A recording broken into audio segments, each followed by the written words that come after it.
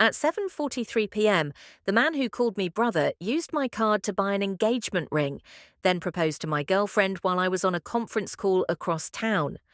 I didn't learn it from a rumor. I saw the charge hit my phone. 6,128 Vargas Jewelers. The card was supposed to be locked to inventory purchases for our small logistics startup. I'd set the limits myself. Only two people could override them, me and Liam. The call ended. I stared at the number like it might blink and correct itself. It didn't. A minute later, my screen lit again, an Instagram Live badge under Sophia's name. I tapped. Music. Cheers. Liam dropped to one knee. My card paid for the sparkle on her hand. The caption read, "Right person, right partner." He winked at the camera and said, "Couldn't have done this without the best friend alive." The comments flooded hearts. None of them belonged to me. I didn't panic. Panic wastes time. I opened the banking app and froze corporate spending. Two more charges sat beneath the ring, a vendor payment I didn't authorize and a cash advance I never allow.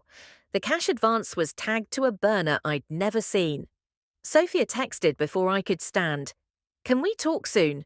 It's not what it looks like." I typed, "Then what is it?" 3 dots, disappeared. No answer. Liam called. I let it ring out. He called again. I answered the second time because cowards thrive in silence. "Evan, I'm about to explain. You used the corporate card for a personal purchase. It's symbolic. You own part of our story, man. Consider it a gesture." "A gesture is a thank you note, not a felony." He exhaled, low and practiced. "Don't be dramatic. I'll reimburse next week when the Series A clears." "We don't have a signed term sheet." "We will. Sophia told me you've been distant." I stepped in. My hand tightened around the phone. "Put her on." "She's with family. Be an adult about this."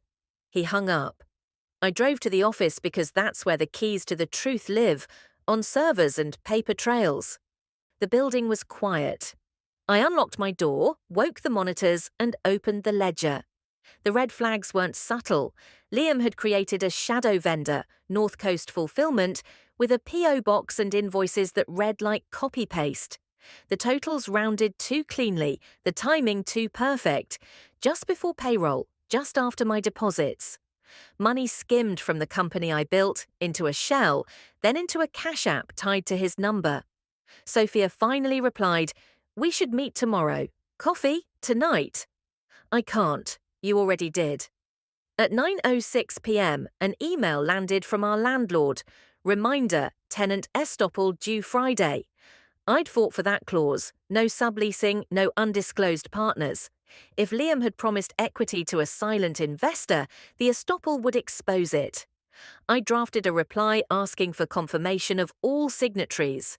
I CC'd our attorney, Maya, and attached screenshots of the ring charge and the shell invoices. Subject line, potential fraud, immediate review. Liam texted, "You're going to regret dragging lawyers into this." I typed, deleted, typed again. "You already did." I didn't sleep.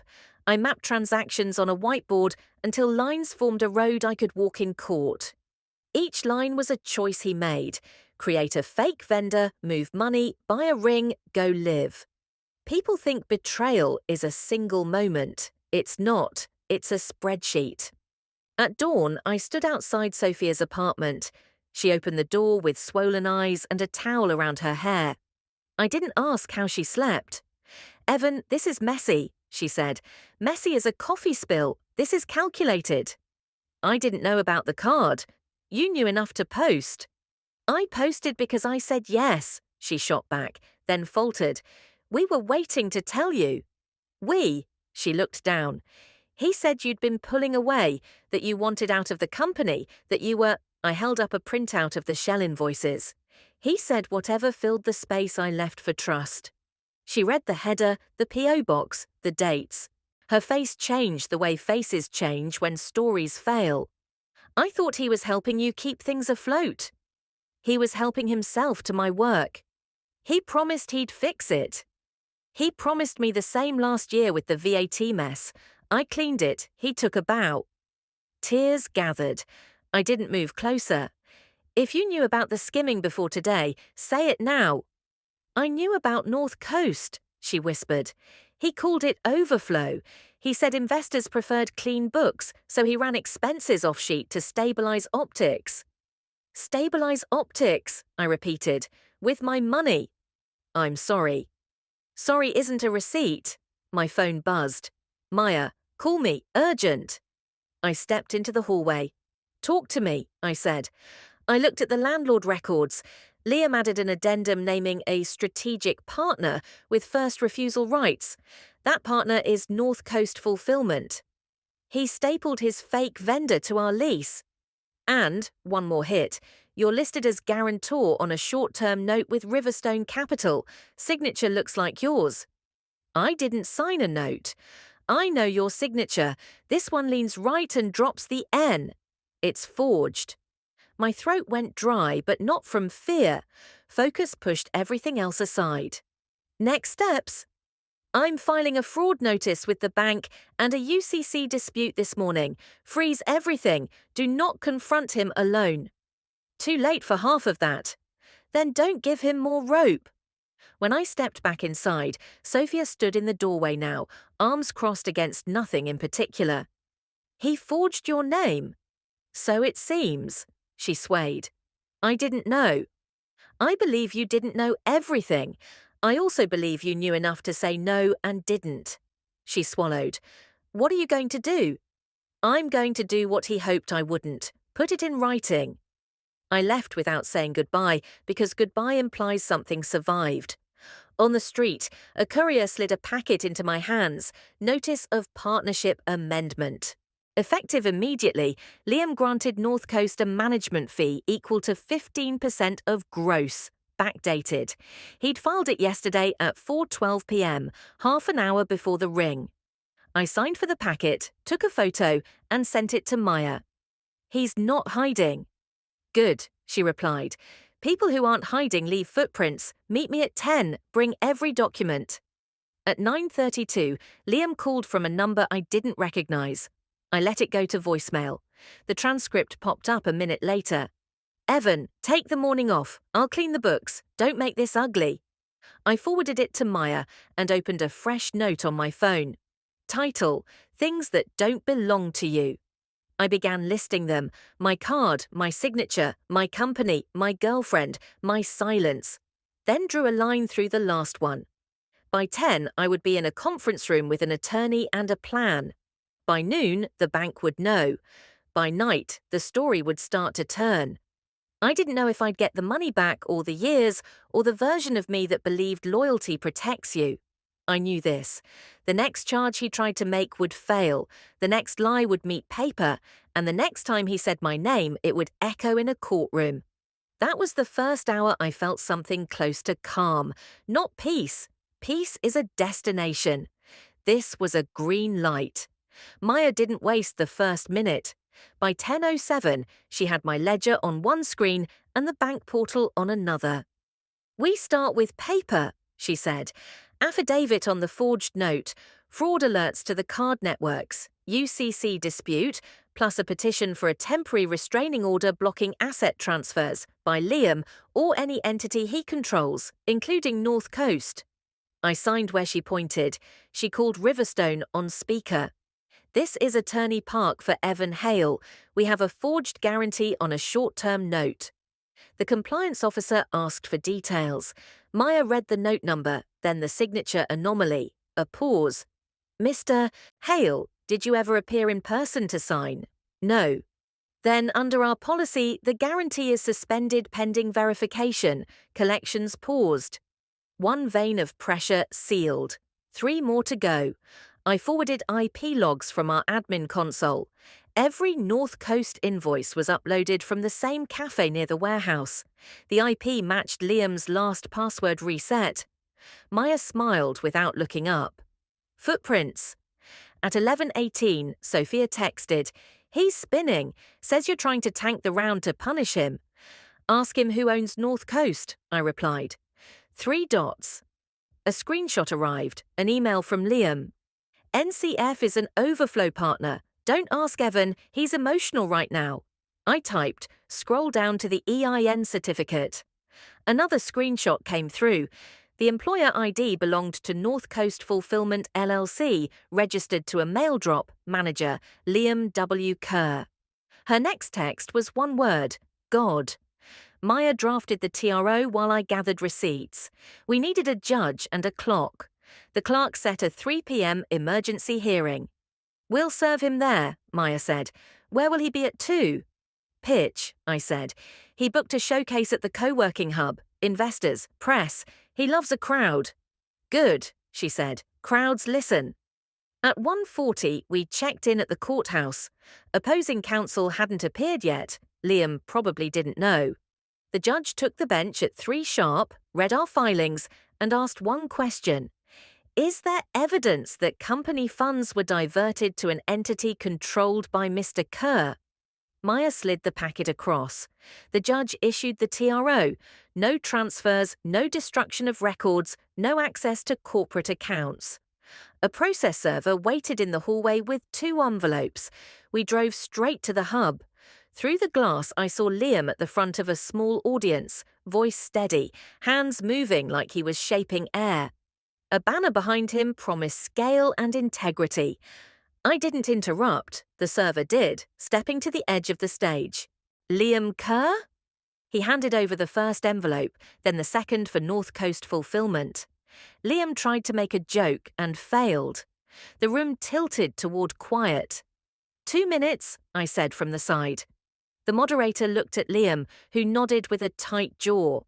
I walked to the screen with a thumb drive. Slide 1, our cap table. Slide 2, a bank statement with red boxes, ring, cash advance, vendor payments. Slide 3, the EIN certificate listing Liam as manager of North Coast. Slide 4, IP logs tying uploads to his account. Slide 5, the TRO, stamped. This isn't a stunt, I said. It's a correction. Funds were diverted. A forged guarantee was used to bind me to debt I didn't authorize. The court has frozen transfers. If you wrote a check today, it will go into evidence. An investor in the front row spoke first. Is the company viable without him? Yes, I said. The operations team runs fulfillment. He controlled the pitch deck and the card. Another asked, who oversees finance now? Maya as interim counsel. Independent auditor retained this morning. Bank access is restricted to me pending board ratification. Liam tried to take back the room. This is personal. He's angry about Sophia. I'm angry about theft, I said. The engagement is between you two. The forgery is between you and the state. Sophia stepped in from the back. I hadn't seen her enter. She held up her phone. He told me North Coast was Evan's idea. He asked me to keep him calm. Her voice didn't shake. I have messages. He wrote, once the round closes, we'll make the paper match the money. He won't fight his own equity. Maya took the phone, scanned and nodded. Preserve those. Forward to me. Don't delete anything. The moderator ended the session. Investors filed out with polite speed. No one approached Liam. He stood alone for the first time since this started. We spent the next hour in a borrowed conference room. Maya drafted a board consent removing Liam's check writing authority and placing him on leave pending investigation. 2 early investors signed. The third asked for a day. The TRO would carry us through. At 5:12, the bank confirmed every North Coast payment was flagged. Reimbursement review would start in the morning. The card networks froze the ring charge. Riverstone emailed a formal notice. Guarantee void pending investigation. Any attempt to enforce would expose them. At 6:03, Liam texted from a new number. You're killing what we built. No, I wrote, I'm saving what I built from what you stole. He answered with a photo of the ring on Sophia's hand. You can't stop this. I won't try, I replied. Marry who you want. Leave my company alone. At 7, Maya slid a final document across the table, criminal referral draft. We don't have to file it, she said. Civil remedies may be enough, but I want you to decide with a clear head. What happens if we send it? Detectives review, subpoena records, talk to the cafe, the landlord, Riverstone. It gets real. I looked at the ring charge again, at the shell invoices, at my forged name. I signed the referral. Let it get real. On the way out, Sophia waited by the elevators. I ended the live stream, she said. I told my family there won't be a date. That's your choice, I said. I'm giving Maya my laptop. You should know, he planned to pull payroll tomorrow to force clarity. He said you'd cave if people were unpaid. Then tomorrow they'll be paid from an account he can't touch. Thank you. She nodded once. No tears, no speeches, just a clean line. That night I drafted one email to the team. You'll hear rumours, here are facts, payroll is secure, operations continue, questions come to me or Maya. We're conducting an independent review. No one will be punished for speaking up. I hit send and watched the outbox clear. At 9:41, a final text from Liam. You think you won because a judge stamped paper. You're not built for this. I didn't answer. I forwarded it to Maya and muted the thread. Winning wasn't the word. Paper doesn't heal betrayal, but paper stops the bleeding. In the morning, the auditors would arrive. In a week, we'd hold a vote. And in every step after, there would be a record with my name spelled correctly. 3 days after the TRO, the auditors arrived. They weren't interested in gossip, only numbers. By noon, they confirmed what Maya and I already suspected. The overflow vendor was nothing but a siphon. Every payment to North Coast Fulfillment landed in the same personal account Liam used for his rent and travel. The pattern was clean enough for prosecution, dates aligned with key business deposits, amounts just under internal approval thresholds, and memos vague enough to avoid flagging in routine reviews. Maya compiled a summary for the board. 14 months of unauthorized transfers totaling just over $312,000, plus the forged guarantee, plus the engagement ring and other personal charges. The case wasn't complicated, it was deliberate. The next morning, an email from our lead investor arrived. Pending the investigation outcome, we withdraw from the Series A. It was expected, but it still hit hard. Liam had gambled on image and lost everyone's trust in the process. At 10:20 a.m., the detectives called. The referral had moved quickly. Financial Crimes Division wanted formal statements. I gave mine in their downtown office, walking them through every document. When I opened the corporate account, when Liam got card access, when the first shadow invoice appeared. They asked about motive. I told them it wasn't my job to explain why someone chooses theft over partnership. My job was to prove it happened. When I left the station, Sophia was waiting by the curb. They came to my apartment, she said, asked about the shell company. You tell them the truth? Yes. I showed them the texts. I also gave them the video from the night he forged your signature. He bragged about it. That detail landed like a weight. You recorded him? I record a lot more than people realize, she said. Habit. Keep the originals, I told her, and don't let him know what you handed over. By Thursday, the board had seen enough. In a formal vote, they removed Liam as an officer and terminated his access to all company resources. The resolution was unanimous. Even the director who'd hesitated signed without comment after reading the audit report. We served him the notice that afternoon. Maya insisted on a witness, so our head of HR came along. Liam answered the door with the same smirk he'd worn at the pitch, but it slipped when he saw the packet. You're making a mistake, he said. No, I told him. I'm fixing one. The following week, Riverstone filed a fraud claim against him for the forged guarantee. The landlord voided the addendum that tied North Coast to our lease. The bank began reversing the vendor payments under fraud provisions. Each action cut another tie he'd knotted into our operations. Then came the news that shifted the balance entirely. The detectives had secured a warrant for his financial records. The subpoena pulled bank statements, phone logs, and even the cafe's security footage. There he was, in plain sight, uploading invoices to our portal on the same day's funds left our account. No one could call it a misunderstanding anymore. Sophia called one night after that development. "They're charging him." "Looks like it."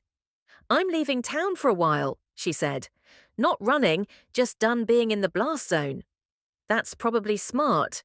You don't hate me." "I don't have the time," I said, "but I won't forget." The arraignment was set for the following month. Maya prepared me for the possibility of a plea deal. "Most white-collar cases don't go to trial," she said, "but restitution is on the table. We can make repayment a condition." I agreed, though I didn't expect to see much of the money again. The point wasn't recovery, it was record. A judgment would follow him further than my anger ever could. The morning of the arraignment, I walked past the courthouse steps where, weeks earlier, he'd tried to play the victim in front of investors.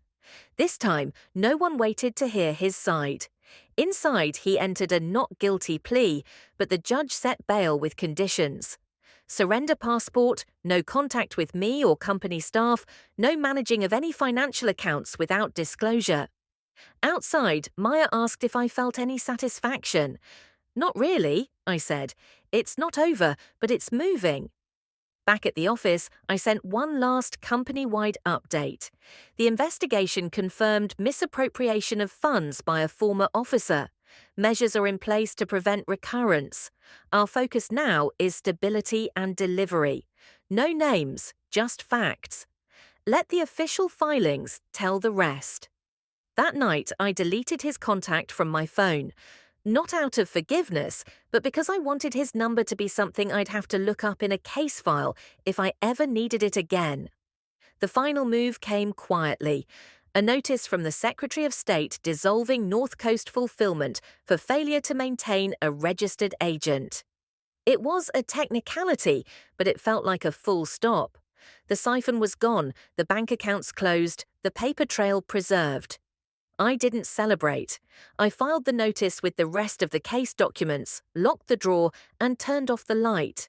Some endings don't ask for applause, they ask for silence you can trust. The weeks after the dissolution of North Coast Fulfillment were quieter on the surface, but underneath, the case kept moving. Maya stayed in contact with the detectives. Each time I saw her name flash on my phone, I knew another thread had been pulled.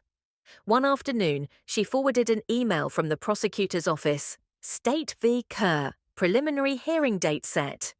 Along with the court date was the list of charges: wire fraud, forgery, and unlawful use of a payment instrument. Restitution was formally included. The company was stabilizing. The board approved a modest bridge round from 2 investors who had stayed through the chaos. Our operations lead reported improved morale. People stopped glancing at the door expecting Liam to appear. The preliminary hearing came quickly. I didn't need to testify, this was procedural, but I went anyway. Liam sat at the defense table, head down, flipping through a folder. His attorney tried to limit the scope of evidence, but the judge allowed the bank records, invoices, and forged guarantee into the official file. It was the first time Liam had to hear the fraud described in legal terms, not business disagreements. Outside the courthouse, a reporter from a local business journal approached me. "Do you want to comment on the case?" "No," I said. "The filings speak for themselves." The article ran 2 days later. Startup co-founder faces fraud charges, partner steps in to rebuild. No sensational quotes, just the facts. That was enough. Then the civil side began. Riverstone filed suit for damages related to the forged guarantee. Our landlord pursued costs from the invalidated lease addendum. Liam's personal accounts were frozen pending judgment. Each motion tightened the space he could move in. In the middle of this, Sophia reached out again. "They subpoenaed me for the trial," she said. "You'll have to tell the truth under oath." "I know. I've already given them the recordings." "That will carry weight." She hesitated. "I've been seeing a therapist, trying to figure out why I ignored the signs." "That's your work to do," I said. "Just don't rewrite what happened." "I won't." 2 months in, Maya got the call we'd expected. Liam was offering a plea. He would admit to the unauthorized transfers and forgery, pay restitution over 5 years, and accept a ban on serving as an officer in any company handling client funds. In exchange, some charges would be dropped. "Do you want to accept?" she asked. "Yes," I said. "This isn't about keeping him in a cell. It's about putting a lock on the door he broke through." The plea hearing was short. He answered the judge's questions in clipped words, avoided looking at me. When the judge asked if he understood the conditions, he said yes, without pause. The restitution order became part of the sentence, enforceable like any debt to the state. Afterward, Maya and I walked out together. "It's as closed as it will get," she said. "That's enough." Back at the office, I called an all-hands meeting. I told the team the legal matters had reached resolution, the safeguards we'd implemented, and our next steps for growth. No mention of Liam's name. The story now belonged to court records, not company history. The months that followed were the first real stretch of normal since the charges surfaced. We signed 2 new contracts, hired a finance manager with a background in compliance, and rebuilt trust with clients who had paused work during the scandal. I kept a separate folder at home labelled Case Closed. Inside were the TRO, the audit, the dissolution notice, and the plea agreement. I didn't open it often, but knowing it was there mattered. If anyone questioned what happened, the truth was documented in black and white. Sophia sent one final message a few weeks later. "I'm moving out of state. I hope you keep building." I replied, "I will. Take care of yourself." That was the last time we spoke. On the anniversary of the TRO, I looked over the company's financials, clean, precise, with every transaction traceable. The safeguards were working. The silence wasn't uneasy anymore. It was earned. Liam's restitution payments began arriving through the state's processing office. Small amounts compared to the damage, but each one was a line on a statement that said, "Payment received." Proof that actions had consequences, even if delayed. I didn't track his life after that. Where he went, who he knew, it didn't matter. The important part was that his reach into my work, my name, and my resources was over. Some people talk about revenge like it's fire.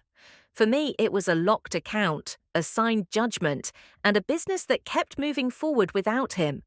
The rest could stay in the file drawer, gathering dust. The year turned, and the case settled into routine. Quarterly restitution receipts, a compliance report from our new finance lead, and board meetings that focused on customers instead of damage control. I lived by a short list, cash clarity, dual approval on every transfer, no exceptions for charm. In March, a founder group asked me to speak about internal fraud. I almost said no. Then I remembered the night I watched my own card buy a ring, and I said yes. I told the room exactly what I'd missed: the overflow story, the rounded invoice totals, the sudden offers to handle optics. No drama, just steps you can audit.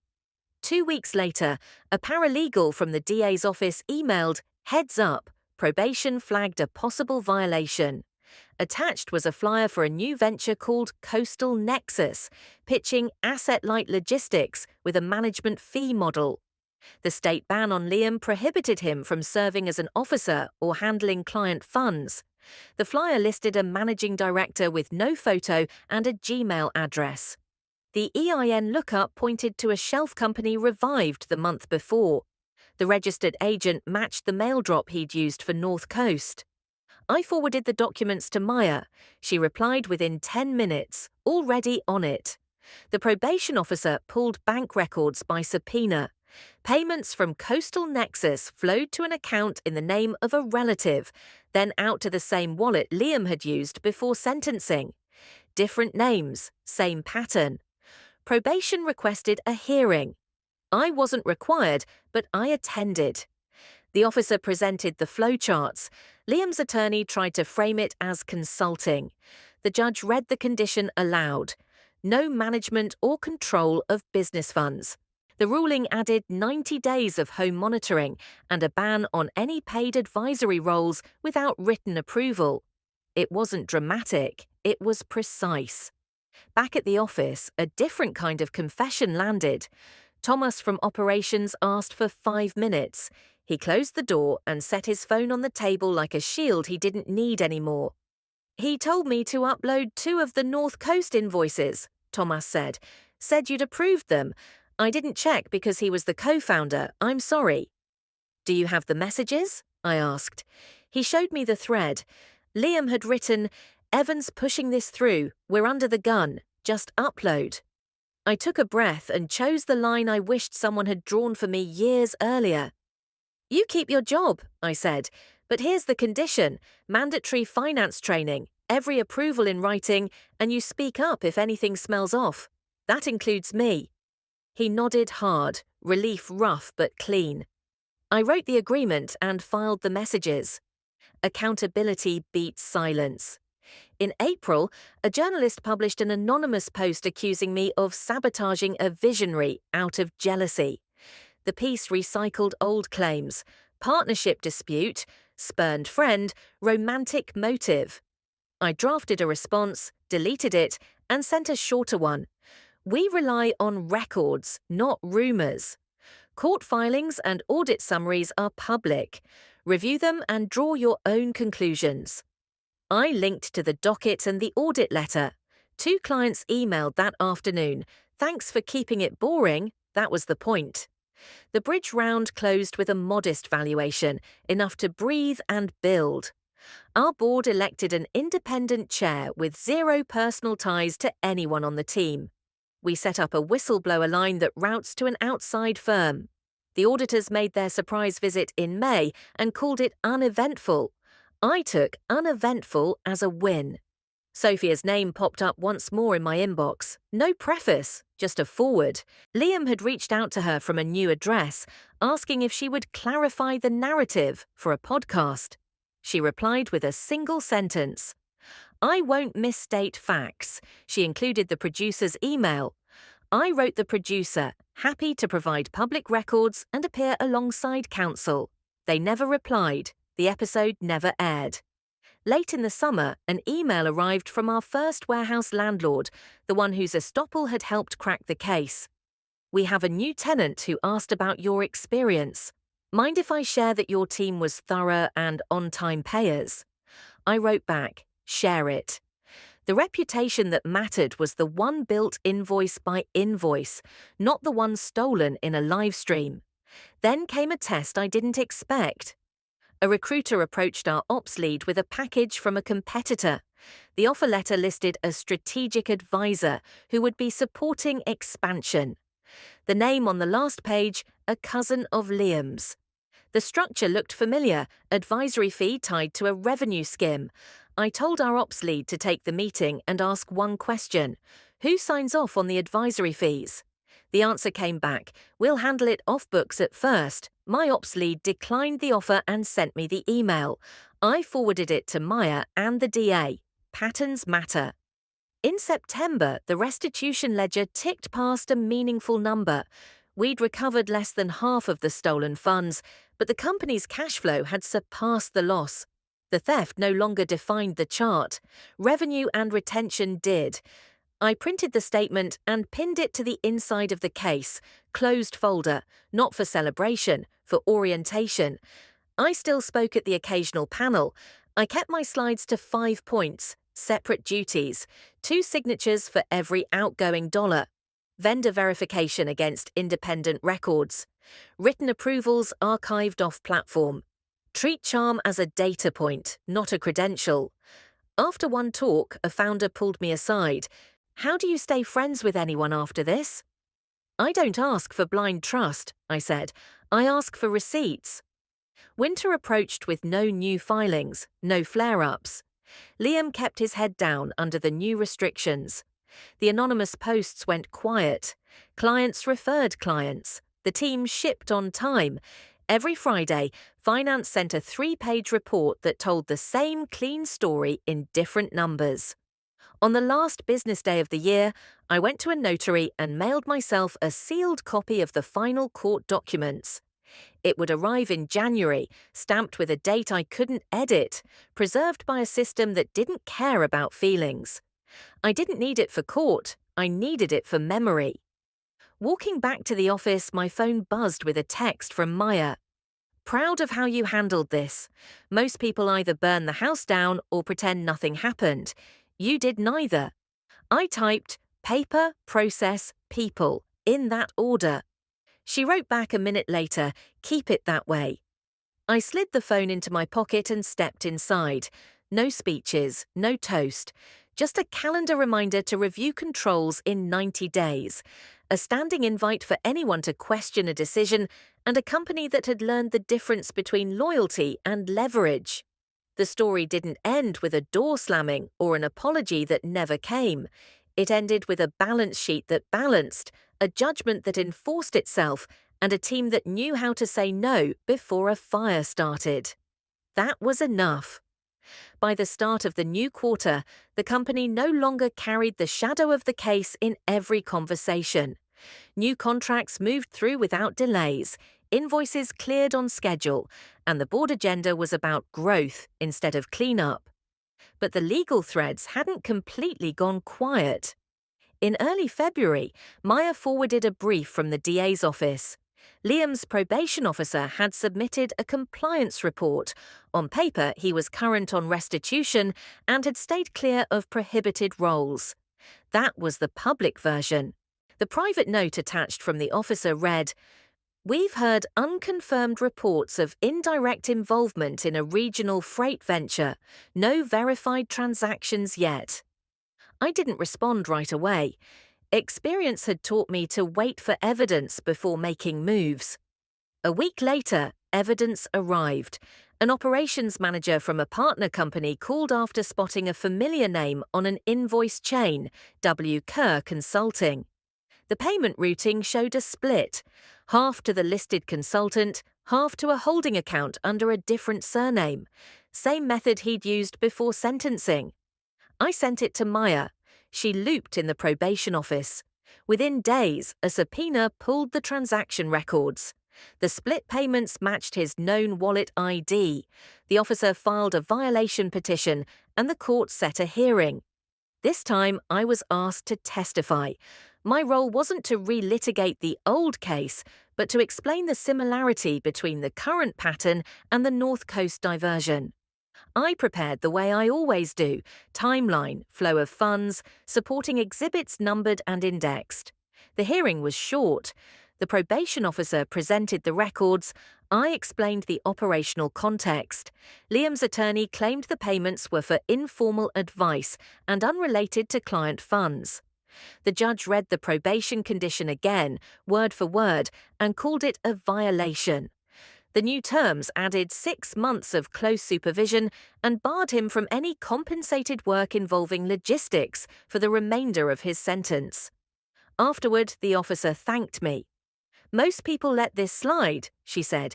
"You followed through." "I know what happens if you don't," I told her. Back at the office, I gave the team a condensed version. A probation matter had been resolved, no impact on our operations, and our safeguards remained in place. There was no appetite for drama, only for keeping the line straight. Spring brought a different kind of test. One of our newest clients asked if we would consider a joint venture with an outside consultant who could accelerate regional reach. They sent over the profile. The name was different, but the email domain was tied to the same holding account from the violation. I declined immediately and attached a public link to the court's probation ruling. The client replied with a simple, "Understood, we'll look elsewhere." By mid-year, the restitution total crossed 70%. Payments were small but consistent, processed automatically through the state system.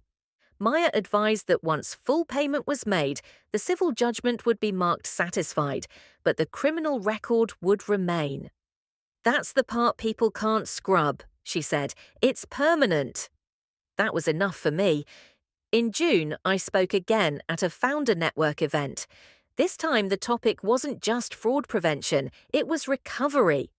I told them how a company can operate during legal action, how to talk to clients without oversharing, and why written processes matter more than verbal assurances. Afterward, one attendee approached and said, "I thought the takeaway would be about catching someone, but it's about not being catchable yourself." That was exactly the point. The rest of the summer was quiet. No anonymous articles, no surprise subpoenas, no calls from reporters. Our finance reports stayed consistent, audits passed without notes, and customer retention hit a record high. The absence of noise became its own confirmation that we'd built something stable.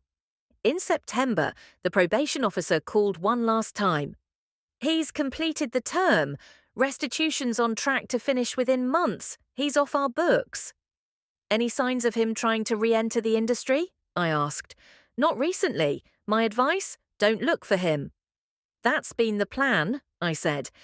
When the final restitution payment posted, the state sent a letter. "Judgment satisfied." I added it to the case, closed folder. There was no sense of victory, just a final piece of paper to finish the stack. The board marked the quarter with a review of growth goals, not legal reports. We closed the meeting with a standing resolution: all controls to remain in place, all vendor verifications to continue, no exceptions for personal relationships. It passed unanimously. On the one-year anniversary of the plea, I took the sealed court documents I'd mailed to myself and opened them. Every page was exactly as I remembered: dates, signatures, orders. I read them once, then locked them away again. Not to dwell, but to remember what happens when oversight is a choice instead of a rule. That night, I sent Maya a single-line email. All quiet. She replied, "Keep it that way." The story didn't close with a confrontation or a headline. It closed with a company that could stand on its own, a record that didn't fade, and the knowledge that prevention had replaced repair. That was the point all along.